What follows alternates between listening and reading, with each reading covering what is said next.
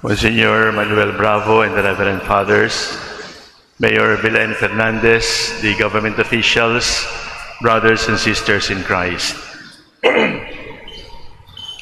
Ang presensya po ng ating Mayor sa Fiesta Mass ng Dagupan ay paalaala talaga sa atin na ang patron ng Dagupan ay hindi bangus. Ang patron ng Dagupan ay St. John. Sa katunayan po, si St. John ay isa ring mangingisda. Wala pang fish ponds noon. Wala pang fish cages o fish pens. Ang hawak lang niya, katulad ng hawak ng marami nating mangingisda, lambat. So St. John was a fisherman. I don't know if he caught bangus, but he certainly recognized that all fish comes from God. Na hindi ka makakahuli kahit ano kung hindi ka tutulungan ng Diyos. St. John the Fisherman. Ang patron ng katedral, St. John the Evangelist. Minsan, tinatawag din siyang St. John the Apostle. Pero ang paborito natin dito sa Dagupan ay St. John the Beloved. Sapagkat nang isulat ni Juan yung pang-apat na gospel, ang reference palagi ay the disciple whom Jesus loved. Nagtatanong ang iba, bakit hindi binigyan ng pangalan ni San Juan yung beloved disciple?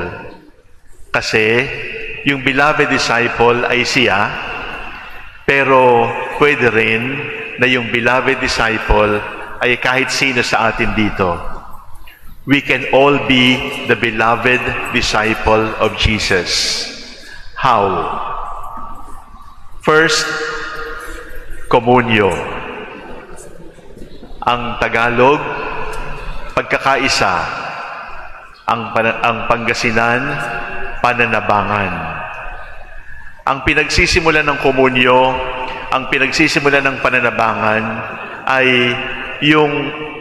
ang binamahal na alagad ay sumandal sa dibdib ng Panginoon. The beloved disciple rested his ears, his head on the chest of the Lord. At kapag dinikit natin ang tainga sa dibdib ng minamahal, ano ang naririnig natin? Naririnig natin ang pintig ng kanyang puso. Naririnig natin ang kanyang pintig ng pagmamahal. So the first requirement to be a beloved disciple is to be in communion, in intimacy with the Lord. Magagawa natin ito. Naririto ang Adoration Chapel, naririto ang communion, naririto ang paglilingkod sa mga mahihirap. Ang lahat ng ito ay tanda ng ating pananabangan, ng ating communion. Pero ang pagiging minamahal na alagad ay hindi lamang tungkol sa communion. Kailangan mayroon ding courage. Sapagkat ang pag-ibig na duwag ay fake. Because true love is also always courageous. Bawal ang duwag para sa isang nagmamahal. At kailan nangyari yung courage, yung lakas ng loob, yung paninindigan ni Juan? Sa Kalbaryo. Anong nangyari sa Kalbaryo? Wala na sila talagang magawa. Hindi siya nag-rally, hindi siya nagprotesta, hindi siya nakiusap. Anong ginawa niya?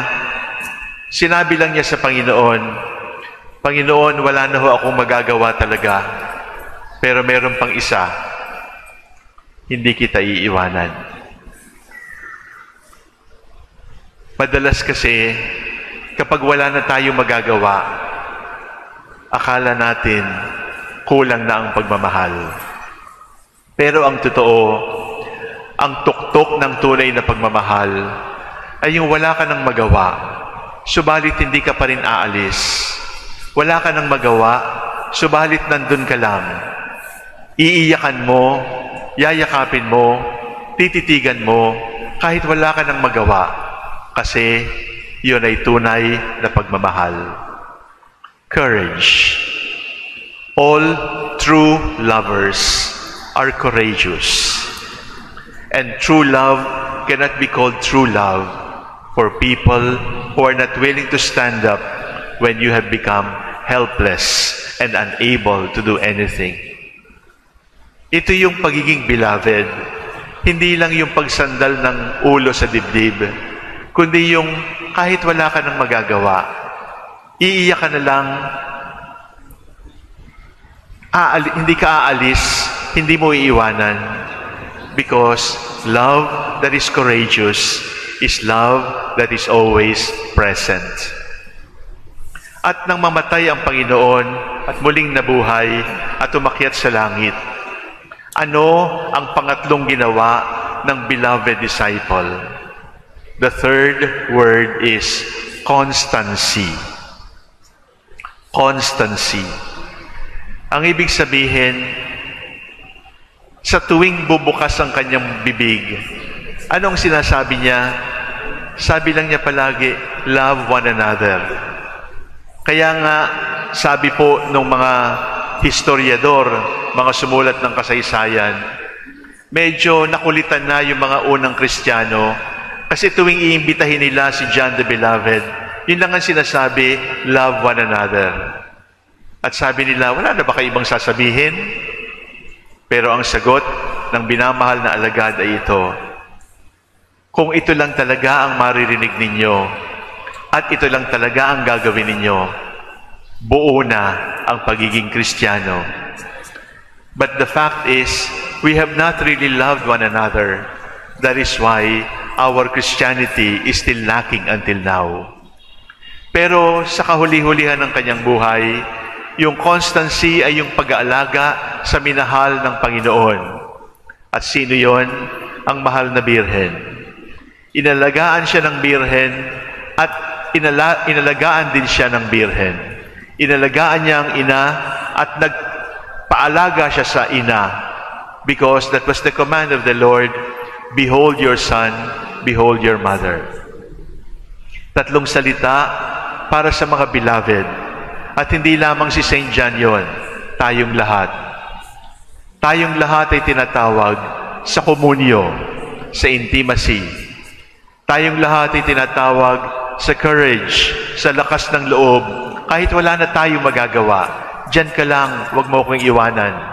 Sapagat ang tunay na pagmamahal, walang iwanan. At diyan ka lang, constancy.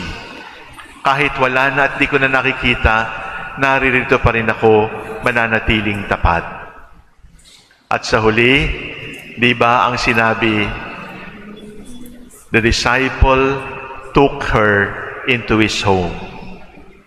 At naririto ang imahe ng Birhen ng Manawag na inalagaan natin ng ilang araw nang siya ay nasa panganib sa Manawag. Naririto siya, naririto tayo, at kung nasaan ang ina, naroon din ang anak. At kung nasaan ang anak, naroon din ang minamahal na alagad. The beloved disciple is without name because the beloved disciple is John the evangelist, John the fisherman, John the apostle. But the beloved disciple is also you, all of us. All of us are called to be that disciple. And all of us are beloved of the Lord. In the spirit of communio, with constant courage, with faithful constancy, let us truly become God's beloved.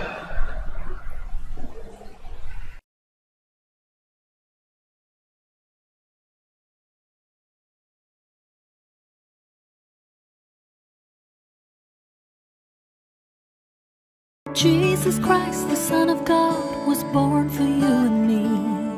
He came to bring the good news, from sin to set us free. The blind, the deaf, the lame, the poor, His power meant to see. He gave His life upon the cross, eternal life became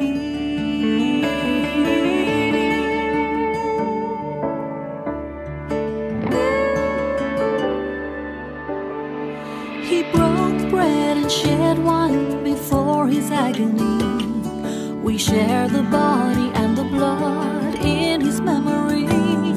To make his message known is our responsibility. So here we are to pledge our lives to the Lord.